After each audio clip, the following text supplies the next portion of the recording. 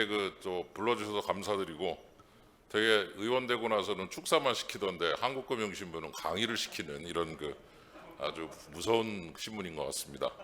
제가 처음 1993년인데 그때 한국금융연구원, 지금은 여기 이 빌딩에 들어와 있는데 그때 영풍 빌딩에 있었는데요. 그때 제가 연구위원으로 처음 이제 한국에 와서 근무를 할 때 한국금융신문을 처음 봤습니다. 그래가지고 일주일에 2번씩 나오는데 금융 얘기만 다 써 있어서 아주 유용하게 제가 자료라든가 정보로 활용을 하면서 기자님도 만나고 같이 대화도 나누고, 그래서 제가 전공한 이 파생 상품을 거기다 써놓을 때 딜리버티브라고 써놔서 제가 발음대로 하면 데리버티브다 이래서 또 이렇게 조금 수정도 해보기도 하고 했던 기억도 나는데, 오늘 이렇게 또 좋은 세미나를 열어주셔서 감사드리고, 제 발표를 진행하도록 하겠습니다. 대략 한 20분을 주셨는데 그 시간 딱 맞춰서 진행하도록 하겠습니다. 요새 물 좀 하나 좀 주실 수 있어요? 죄송합니다. 요새 이제 디지털 얘기를 참 많이 하는데요. 제가 지난 캠프 때 이제 정책본부의 총괄 부본부장으로 활동하면서 윤석열 대통령, 지금은 대통령 되셨고 당시 후보하고 대화를 좀 많이 나눌 기회가 있었습니다. 고맙습니다. 근데 그때 느꼈던 게 법조인 출신이라 그러신지 굉장히 구체적이고 분명한 걸 좋아하시더라고요. 뭐 누구나 잘 사는 행복한 사회 뭐 이런 거는 다 날아갑니다. 그리고 뭐 사병 월급 200만 원 이런 거, 여가부 폐지, 아주 분명하고 정확한 거. 근데 유일하게 이 디지털은 또 디지털 뭐 패권 국가로의 도약 이따 나오는데 그런 거는 또 굉장히 좋아하시더라고요. 그래서 디지털이라고 하는 단어가 또는 그 화두가 정말 앞으로 윤석열 정부에 있어서 중요한 화두가 될 거다라는 생각을 여러 가지로 하게 되는 계기가 됐고, 실제로도 그럴 거다라는 생각이 듭니다. 그래서 대략 이제 뭐 트렌드 이런 거는 뭐 뒤에서도 또 뭐 좋은 발표들이 많이 있을 것 같고요. 그 다음에 혁신금융 시스템에 대한 얘기, 그 다음에 이제 경제 철학에 대한 얘기를 간단하게 좀 진행을 해보죠. 기술이 변하고 산업이 변하고 이제 사람이 변하는 이런 세 가지의 흐름들을 보면서, 특히 이제 다들 뭐 느끼고 계시겠지만 사실 그동안 우리나라 경제 정책에 있어서, 금융 관련 정책에 있어서 가장 중요한 게 금산분리. 금융이라고 하는 영역과 산업 영역 쪽에 소위 대기업들로 대표되는 이 자금을 항상 목말라 하는 그런 늑대 같은 무리들, 재벌들, 이 늑대 같은 무리들이 항상 금융을 침범해 들어와서 자기네 이익을 위해서 금융을 망치려 든다는 식의 어떤 사고가 정확히 지배적이라서, 이 재벌들의 횡포로부터 어떻게 금융을 막을 것이냐라는 차원에서 금산분리라고 하는 개념을 가지고 굉장히 중요한 정책의 기반으로 삼았던 것이 사실인데, 지금 이제 여러분 아시는 대로 구글, 아마존 이런 빅테크 이런 분들이 이제 금융업에 이렇게 들어오는데, 이분들은 전자상거래 하면서 뭐라고 그러냐면은 잘 아시는 대로 우리는 그냥 고객을 위해서 서비스를 하고 있다. 결제 서비스를 하고 있다. 근데 고객이 또 필요하다면 후불 결제 서비스를 한다. 그러면 우리가 볼 때는 후불 결제라는 게 처음 물건부터 사고 나중에 돈 낸다? 그럼 그거는 대출 내지는 신용카드 아닙니까? 그러면 너 지금 금융하고 있는 거 아니냐? 그러면 난 금융이 아니고 서비스를 하고 있다. 결제를 하고 있다. 그래서 굉장히 이상한 그런 분들이 생겨서, 저는 이제 기존의 재벌 같은 분들이 늑대라면 이분들은 여우 같은 존재가 아닌가라는 생각이 들고, 여우들로부터 이 양 같은 금융을 지켜야 되는 건지 아니면 여우와 양이 같이 놀아야 되는 건지, 이 부분이 좀 애매한 부분이 생겨서 앞으로 이제 이 부분이 중요한 화두가 되고 있다는 것을 분명히 느끼고 있는 대목이다, 이렇게 볼 수가 있겠죠. 실제로 우리나라도 많은 변화를 하고 있습니다. 여기 계신 우리 임종영 위원장님께서, 전 위원장님께서 이 위원장님이 당시 아주 많은 준비를 하시고 금융혁신에 노력을 많이 기울이셨던 기억을 제가 하고 있습니다만은 그 이후에도 계속해서 이런 부분들이 그 진행이 되면서 많은 변화들이 있고 우리도 이제 빅테크와 이제 금융에 대한 고민을 해야 될 때가 됐다 이렇게 볼 수가 있겠죠. 뭐 이 부분은 더 잘하실 걸로 생각이 듭니다. 예. 그래서 뭐 자산 관리나 뭐 이런 기존의 서비스를 이렇게 플랫폼 위에 탑재하는 것도 생기고 그 다음에 또 뭐 맞춤형 서비스도 생기고 비금융 플랫폼으로 자꾸 사업을 확장하고 그렇게 되면 이제 여기 보면은 금융회사들이 이제 저쪽으로 간다는 얘기는 이제 산업 쪽, 빅테크 쪽에서 금융 쪽으로 밀고 들어오고 그리고 금융 쪽은 다시 또 거꾸로 저쪽으로 밀고 나가는 이런 그 산업 쪽으로 플랫폼을 기반으로 해서 두 개의 영역이 이제 같이 서로 교환이 되고 있는 모습을 우리가 보면서 점점 변하고 있다는 것을 여러 가지로 느끼고 그다음에 이제 구독 서비스 그동안 기존의 플랫폼에 구독형을 만들어 가지고 구독을 시켜둬서 수수료를 챙기는 어떻게 보면 참 또 좋은 서비스라고도 볼 수 있는데 뱅킹 에서 서비스라고 하는 개념도 나오고 그다음에 참 많은 변화들이 오고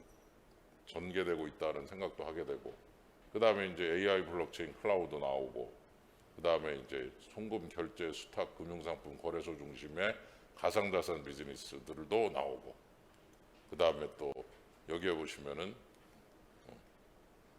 비즈니스와 기술의 그 연계 강화가 되면서 조직이 바뀌고 운영이 바뀌고 참 많은 변화들이 지금 지속되고 있다 이렇게 볼 수가 있겠죠. 굉장히 민감하군요 이게. 또 안 되네. 어디다 이렇게 되고 하나요? 예. 그래서 MZ 세대의 행태상 특징은 뭐 많은 것들을 여러분께서 보고 계시지만 저도 학교에서 학생을 가르치다가 이제 여의도 왔습니다만 학생들이 시간이 지나면서 조금씩 변한다는 생각을 많이 했습니다.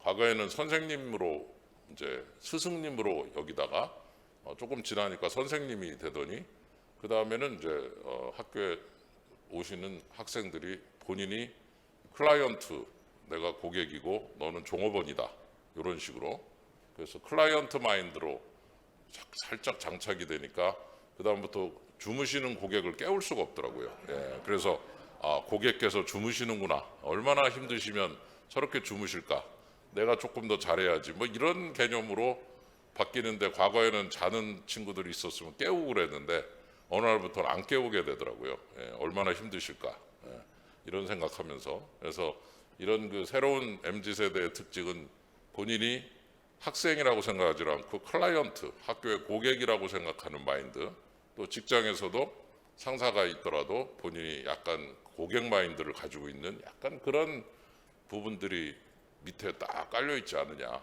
그러면은 위에서 옛날같이 이렇게 상명하복 관계가 아니라 수평적 관계 속에서 어떤 그 고객을 대하는 마음으로 잘 다뤄야 되고 실제 또 커스터머들로서의 고객이 있을 경우는 거기에 맞게 또 잘 다뤄야 되고 잘 모셔야 되는 측면에서 많은 그 변화들이 지금 오고 있다라고 하는 것을 많이 느끼실 겁니다.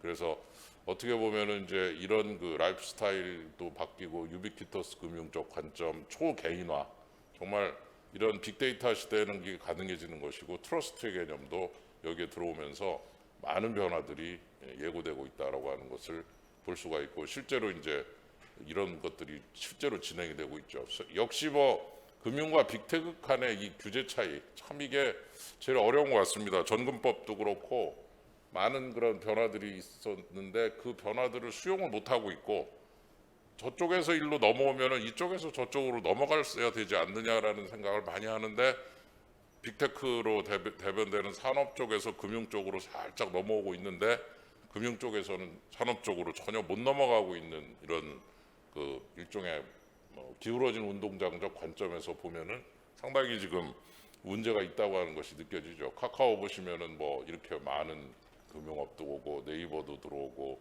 토스도 오고 그래서 제가 비바 리퍼블리카 저 우리 토스의 모회사라고 볼 수 있겠죠. 그 회사 처음 이름을 봤을 때 참 제가 좀 실수를 했던 기억이 납니다. 비바리 퍼블릭한 줄 알았어요.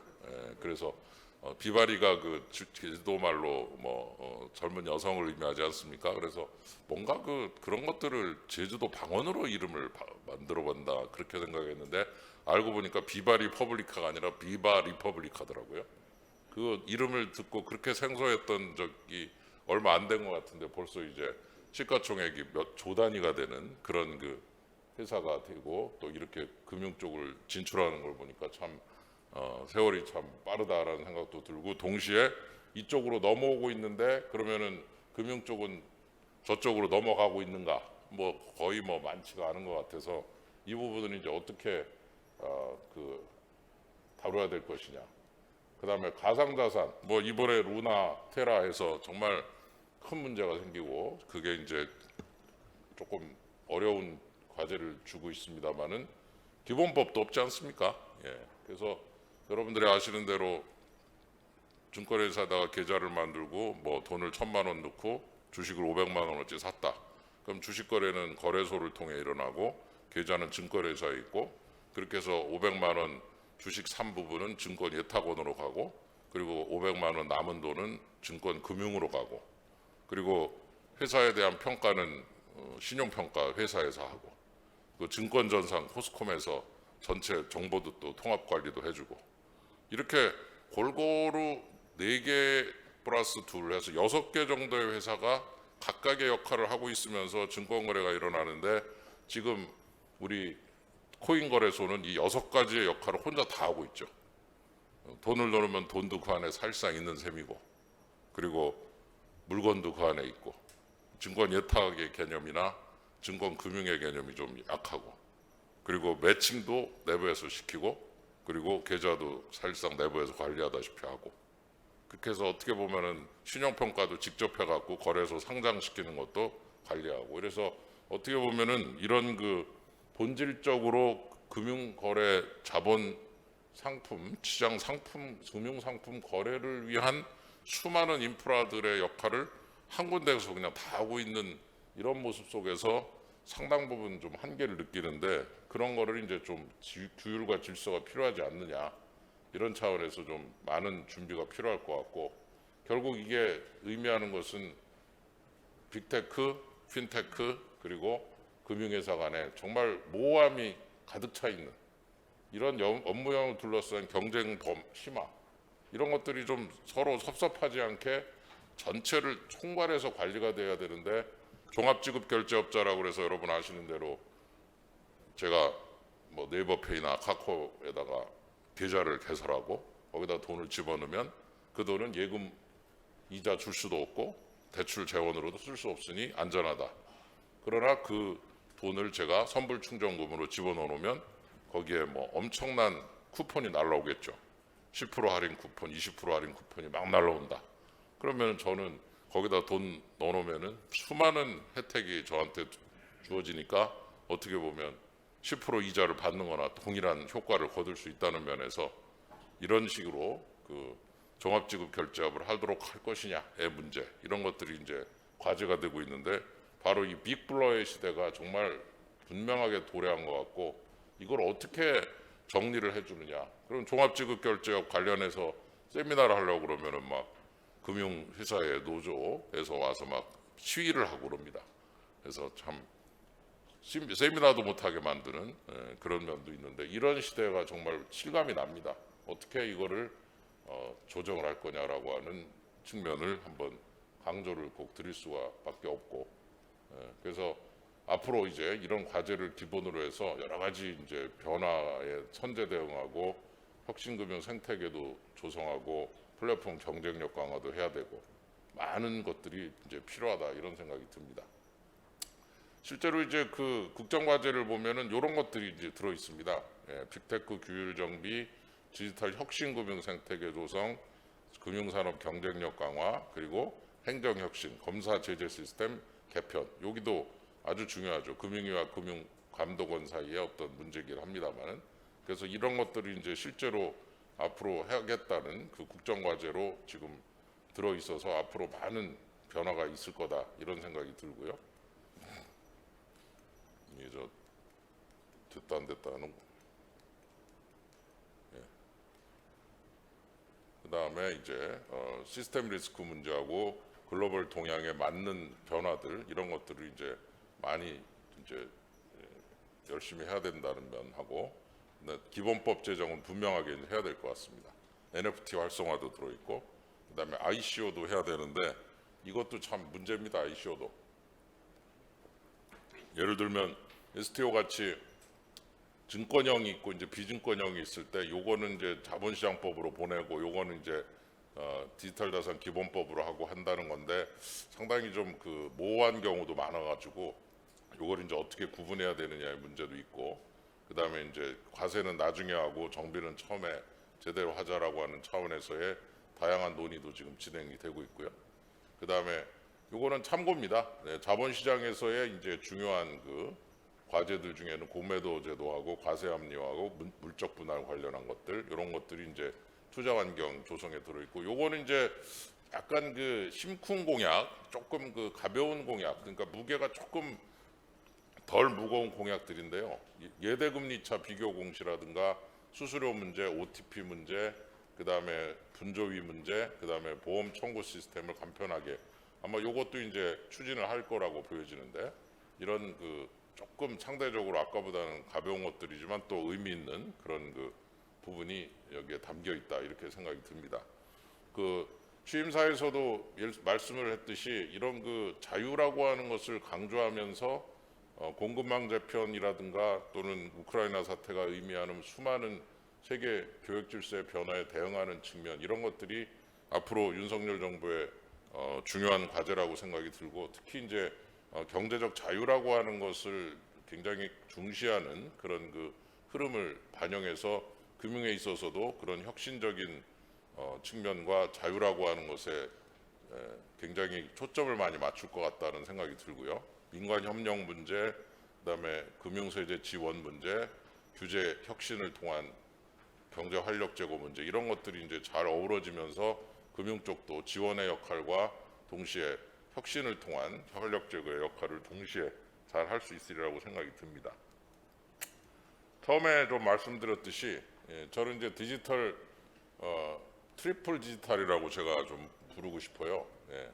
그래서 그 얼마 안 되는 공약, 그 직접 그 후보 당시 후보 지금은 대통령께서 직접 발표한 것 중에 이런 부분을 직접 발표를 했습니다. 디지털 플랫폼 정부, 디지털 경제 패권 국가로의 도약. 이것도 우리나라가 이런 디지털 분야에서 가만히 잘 평가해 보니까 세계 최고가 될 수 있는 수준의 인프라들을 많이 가지고 있다라는 거죠. 여러분 잘 아시는 대로 반도체부터 시작해서 AI, 클라우드라든가 인력이라든가 은근히 아주 좋은 그런 그 실력들을 갖춘 많은 분야들이 이렇게 잘 어우러져 있어서 이 디지털 분야를 좀 한번 확실하게 밀 경우에 우리가 이 세계 최고 수준으로 될 수 있을 거다. 사실 이게 이제 공약 제목이었는데 이 공약을 처음에는 조금 추상적이지 않느냐라는 우려가 있어서 공약이 채택이 안 될 것 같다라고 생각했었는데 디지털자가 들어있어서 그런지 채택이 돼가지고 직접 발표를 하신 일도 있고요. 그다음에 금융 및 자산시장 육성. 이래서 저는 이 세 가지가 지금 어떻게 보면 이 가장 중요한 화두로서 작동을 하고 있고 여기 쪽은 이제 여러분 아시는 대로 우리 정부의 데이터들이 각각의 정부 부처들이 자기 데이터를 자기만 보면서 서로 공유를 잘 하지 않으려고 하는 이런 그 칸막이 운영을 많이 하고 있는데 그런 것들이 이제 다 칸막이를 무너뜨리고 한마디로 모든 데이터를 잘 합성을 하고 공유를 하고 더하기를 하면 여러 가지 서비스들을 할 수가 있다 이거죠. 주민등록증을 여기다 넣어놓고 다닌다든가 말이죠. 또 운전면허증도 휴대폰에 넣어놓고 다닌다든가 등등 포함해서 등기부등본 문제라든가 뭐 등등 데이터를 공유를 하고 서로 칸막이를 없애면 여러 가지 그 국민들에게 서비스를 제공할 게 굉장히 많다 이거죠. 그다음에 여기서는 이제 산업 정책으로서의 패권 국가 수준으로 수많은 분야를 업그레이드 시키는 거. 그다음에 아까 말씀드린 디지털 금융과 디지털 자산을 세계 최고 수준으로 육성하는 문제 이 세 가지. 트리플 디지털이라고 부르고 싶고, 그래서 오늘의 강의 주제가 디지털 르네상스인데, 르네상스라는 말이 세 가지를 합쳐서 앞으로 이 분야가 진짜 잘 될 것 같다 이런 생각이 들어서 이쪽과 관련된 분야는 관심을 가지고 보셔도 되지 않느냐 이런 생각이 듭니다. 그리고 약간의 국가 중심주의적 관점, 예를 들어 내 삶을 책임지는 국가 뭐 이런 식으로 어떤 그 국가가 너무도 많은 것들에 개입을 하는 그런 모습에서부터 민관 협력이다. 민과 관이 서로 눈높이를 맞추고 서로 협력을 하면서 서로의 그 존중하면서 같이 가는 어떤 철학적인 접근, 이런 것들은 전 굉장히 중요하다고 생각이 듭니다. 사실 어떤 때 보면 좀 너무 국가 중심주의가 심해져 가지고 국가의 개입이 좀 너무 정당화되고 너무 마음대로 국민들의 삶에 개입을 하는 것이 일반화되어 있는데, 그런 것들을 조금 좀 배제하고 민관 협력의 거버넌스를 구축하는 것이 굉장히 중요하다 이런 생각이 들고, 또는 이런 그 펄러시들이 서로 간에 조화를 이루면서 잘 어우러지는 측면도 굉장히 앞으로 기대되는 여러 가지 변화라고 생각이 듭니다. 그래서 오늘 그 디지털을 기본으로 한 그런 그 변화들이 많이 진행이 되고 있고, 그 변화 속에 이 금융도 전체 디지털의 일부로서 들어가 있으면서 자산과 금융이 같이 이렇게 어우러지면서 가면서 발전할 수 있는 여지들을 많이 가지고 있지 않느냐 그런 생각이 듭니다. 그래서 앞으로 계속해서 이런 분야가 더 많은 사람들의 주목을 받을 것 같고, 또 이와 관련된 분야가 굉장히 여러 가지로 핵심적인 역할을 할 것 같다는 생각이 듭니다. 그런 의미에서 디지털 르네상스 내지 트리플 디지털에 대해서 잘 관심을 가지고 금융 혁신도 이런 그 디지털 르네상스적 관점에서 한번 쳐다본다면 굉장히 좋은 결과가 이어지지 않을까 그런 생각이 듭니다. 네, 이상으로 마치도록 하겠습니다. 경청해주셔서 고맙습니다. 감사합니다.